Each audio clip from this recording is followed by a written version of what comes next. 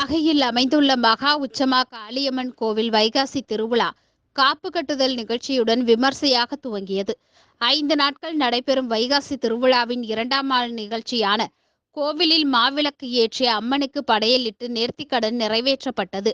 இதில் திரிசூல வடிவில் மாவிளக்கால் 108 விளக்கு ஏற்றி வழிபட்ட பக்தர்கள் மந்திரங்களை மனமுருக ஓதி சுவாமி தரிசனம் செய்தனர்.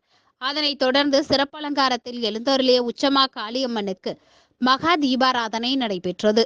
இதில் திரளான பக்தர்கள் கலந்து கொண்டு அம்மனை வேண்டிக் கொண்டனர்.